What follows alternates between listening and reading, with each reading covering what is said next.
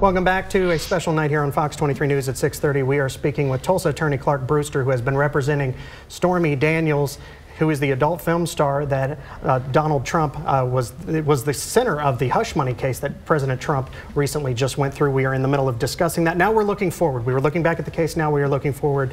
Clark, again, thank you for joining us. Let me ask you before we look forward, just who is Stormy Daniels? I imagine this one incident, she doesn't want her life defined by this.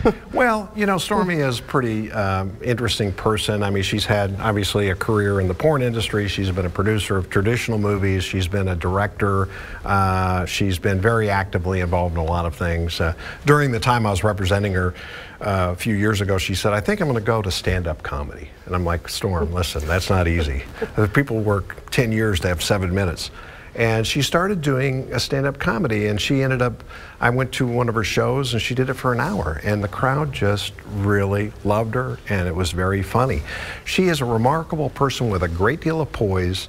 She's very smart, and she's a person that has a lot of this is right and this is wrong, and I want to make this right. So she has a lot of character to her. So let me ask you on the right and wrong. The president's team is now arguing the immunity ruling from the Supreme Court. This case should have never happened.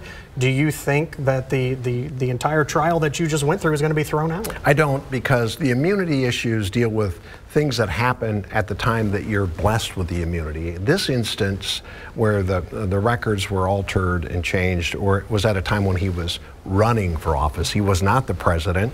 I don't see how immunity could apply, and immunity is for acts that are official in some nature or another. I don't think they can bless it in that fashion. I think that's a loser proposition. Has the delaying of the sentencing caused her to not have the closure she was maybe expecting this month? No, I think she understands that she's not in control of the processes of this court and the procedures, and she's willing to be available if they call her and be happy to not be involved if they don't call her. And the sentencing, although I think it was set for today, is now moved to September. The judge, this is another example of him being very prudent. Nobody made the motion. He read the Supreme Court ruling and said, hold the horses. I want to read this carefully and get it right.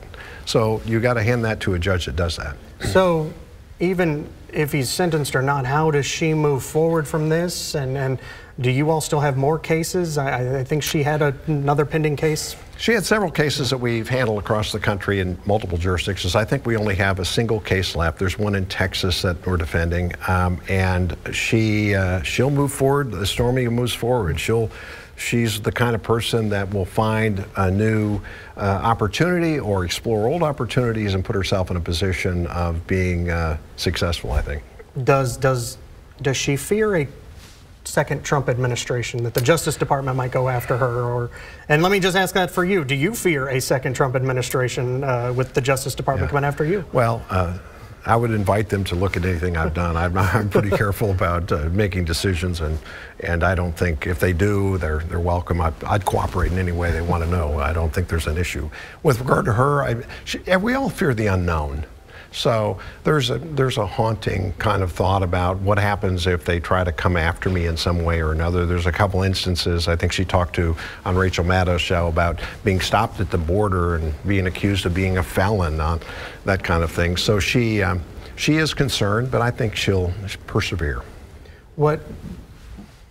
10 years from now, do you think she'll have peace? Will we have moved on from this, or has this just, you know, she's in the crosshairs now? I think that we all accept things that occur and understand better as time goes on. And I think that if the public really looked at what was behind this trial, what the facts really were, and the diligence and honesty and genuineness of those jurors in making a decision, they would not feel as if this was anything that was wrongfully done.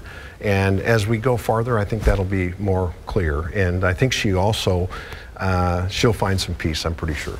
What is next for you? Do you I mean, you've had so many high-profile clients here and across the country. You know, it's an amazing thing. I grew up on a dairy farm. My parents had 8th grade education, so my dad wanted me to be a lawyer, and I thought, well, I'll do that. I want to please him, but he happened to be right. I mean, it's great championing the cause of another at a time when they're at the lowest point or something horrible has happened to them, and I take that with great honor and respect. And I told my wife the bad thing is I can't quit. I love what I do, so I'm going to continue to do it until I can't anymore. On the sentencing and this immunity thing, do you feel you have to file anything or give her perspective of this or any kind of say whatsoever? No, I have filed in the court a number of advice to the court or letters to the court on issues involving her, but I don't see any issues presently that I would need to brief unless the judge asks me to do it. All right. Anything else you would like the folks to know? This has been such a huge case with a crazy Tulsa tie. Well, not a crazy Tulsa tie. I think I was the right person for the job, and I'm honored to have been chosen. That's the way I look at it. But no, it's my pleasure to speak, and it's my pleasure to really clarify some things in the public's eye that might be perceived differently. Well, let me ask you this. We do have some time. Do you feel safe in Tulsa? I do. I mean, I feel safe. I love the city. Even people that have a tendency to disagree with what your views are, most of the time are the kind of people that once I meet and talk to, I like, and they like me. I don't feel unsafe at all. Clark Brewster, thank you so much for stopping by. I appreciate your time. You can watch this interview again. We will be having it all ready for you on Fox23.com if you would like to watch this again.